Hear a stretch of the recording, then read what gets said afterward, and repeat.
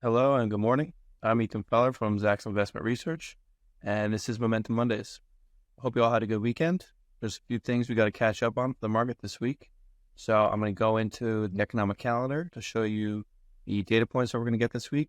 I'm going to cover the earnings, which we have a lot this week coming up, and I'm going to share a few technical trading setups in stocks with top Zacks ranks. Okay, so we're looking at the economic calendar for this week. It starts out pretty light. Monday, we have nothing. Tuesday, home price index, job openings, consumer confidence. Wednesday, we have ADP employment. And then we get Federal Reserve interest rate policy decisions. So, of course, that's a major event. And there's no expectation for a rate hike this week, a rate cut. But everyone's going to be listening really closely to what the Fed members say and what Jerome Powell says in the press conference, because it'll give us some inkling on, can we expect a March cut, or is it going to be May, or is it going to be later? How much is this strong economy, the strong labor market going to affect their decisions and interest rate decisions? So, got to watch this. Also on Wednesday, it's not written here, but it's a pretty big event. We're getting the Treasury QRA, which is the quarterly rebalancing announcement. We get to find out how much the Treasury is going to need to, how much money in U.S. Treasury bonds the Treasury is going to need to issue to fund the activities of the government and to pay off the debts. So those are both really important, both on Wednesday. I think Tuesday is just going to be built up in Monday, Tuesday is just going to be built up in a Wednesday, which is going to be a big day. I mean, those are two huge macroeconomic events. So, Wednesday afternoon is a big day. And then Thursday we get initial jobless claims, and Friday non-farm payroll. So it's pretty data filled week. Actually, we got a lot going on. Second half of the week is going to get pretty hectic. And we also have quite a few earnings coming out this week. Get this earnings calendar up. That was one of the stocks I'm going to show you. So Monday, fairly light. But then Tuesday, it gets serious. We got 5 of the Magnificent 7 reporting this week. We got Microsoft and Google after the market close on Tuesday. Also AMD, Pfizer, UPS, Mondelez, Starbucks. So a lot of economically important companies. Then on Wednesday, we got Novo Nordisk, which is the GLP-1 weight loss drug company leader. MasterCard, Boeing. Everyone wants to know what's going on at Boeing. ADP. Okay, then Thursday, we get another huge day. Apple, Amazon, Meta Platforms. We also get Merck, Shell, and Honeywell. And then, so we're going to have to digest all that information Wednesday and Thursday just to open the market with even more critical data. And then Friday, we get the oil majors. We got ExxonMobil and Chevron, as well as AbbVie on Friday morning. So, and Regeneron. So it's an incredibly busy week. There's going to be a lot going on, and yeah, let's take a look at where the market is currently sitting, and how this, how is all this activity going to play into what's going to happen here? So, in my opinion, I think the market looks a little bit stretched. There's no reason to think something terrible is going to happen, but there's one indicator I want to show we never looked at. These are Bollinger Bands. It's just a measure of standard deviation, and we can see that the S&P has really bumped up against this upper Bollinger Band, and it doesn't mean it needs to stop, but I think in the NASDAQ it's a little bit more clear too. We're bumping into this upper level, and I think with all the data this week, we have some catalysts for the market to potentially see some downside. I don't know. I don't want to make any predictions here. The market has been really strong ever since that first week. We sold off, and it's just been buying since then. So, but I think from a technical perspective, this isn't the place where you see the market shoot higher. Okay, maybe we ease off a little bit, or things get going again. Take a quick look at rates. Yeah, we're, over 4%. They've pretty much consolidated sideways for the past couple of weeks. Not too much going on here. Wednesday, with the Federal Reserve and their interest rate policy coming out, we'll probably get some more info, but not too much to report from rates. One thing we looked at last week was oil. We got a really nice breakout in oil. Some oil stocks started doing pretty well. We got a decent reversal here in the morning. This is the oil futures. So oil futures opened up Sunday evening. They gapped higher. We got pretty close to $80. It was $79.30 was the high. So we were watching this consolidation last week, and on Monday we got a breakout. We got a nice move higher. So I think oil might be close. This might be close to the end of the move. I don't know. Maybe we get another little pop. Maybe it gets to 80, but that was the meat of the move. So I'm not going to be having too many high expectations for oil stocks. We'll see. We'll get Friday. We get data from the oil majors, so that'll be valuable. Yeah, that's pretty much it for the economic updates. So let's take a look at these, some of these stocks I'm looking at. So, like last week, I have this sort of cautious perspective. I'm remaining open-minded to the market, likely just continuing to grind higher. So, but I have these short-term headwinds, possibly. It's just technical headwinds, I think. So, I'm going to share two stocks that are growth-oriented and two stocks that are more defensive stocks. So, the first one we're looking at is Duolingo. It's an app for language learning.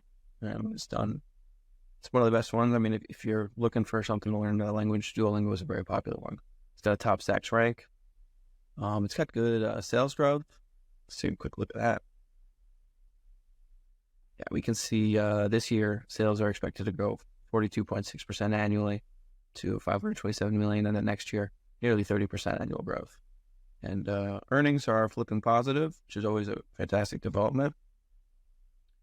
And the stock's got a nice setup, which is exactly what we like to see. This was one we were following at the end of the year last year. Had a couple nice breakouts. But yeah, Duolingo's got this interesting descending wedge that we kind of like to look at sometimes. And it's cleared this level here, $193. Okay, but it's looking a little bit funky here. The market's now open on Monday, so this is one to watch. It's you could call this a technical breakout from here. So, I would risk it, 190, close below 190, and this may not be any good. But if the market decides it wants to play ball and continue to rally, Duolingo could be something that really rips higher. And it, of course, has the Zacks rank 1, which always helps with near-term stock strength. Okay, the next one we're going to look at is Arista Networks. Arista Networks, they make components for cloud computing systems. It's another, this company's got lots of secular tailwinds with artificial intelligence and the huge computing demand that it requires. So they've been doing really well. The stock's been doing well. They've got earnings growth forecasts almost 20% over the next 3 to 5 years. That's just so impressive to see a stock company can do that. And, it's got an earnings multiple, forward earnings multiple of 37 times, which is high, but nothing crazy. This is just a great company. So let's take a look at the stock. And, of course, the Zacks rank. All right, we got this nice little bull flag here. This nice, 1 week consolidation, 6-day consolidation. And, it's just pushing up into all-time highs. And these are good setups when the market's working like it has been. We can see this stock moved up from 240 to 270 just as the start of the year. And it's clearly got momentum. It's a market leader. It's got, like I said, these AI tailwinds. So if Arista Network can hold above, 169 today, I think that's clean breakout.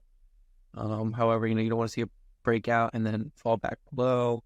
You can put your stop maybe 265 or, definitely don't want to see it below 261. Below 261, the setup is definitely no good. But, if the market plays ball, like I said, this one should continue to lead. Semiconductors, AI, all that stuff is doing very well. Okay, we're now on to the defensive names. We got Honda Motor Co. Yeah, I always like looking at these auto manufacturers, especially compared to something like Tesla. Um, I wrote an article last week, if you want to check it out, comparing Tesla and the other, it was Honda and Toyota.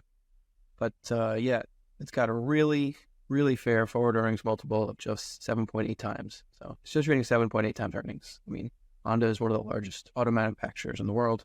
Obviously, a top Zacks rank. It's got high style scores as well.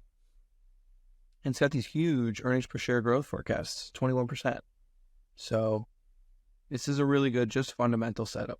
The company's expecting good earnings, good margin expansion.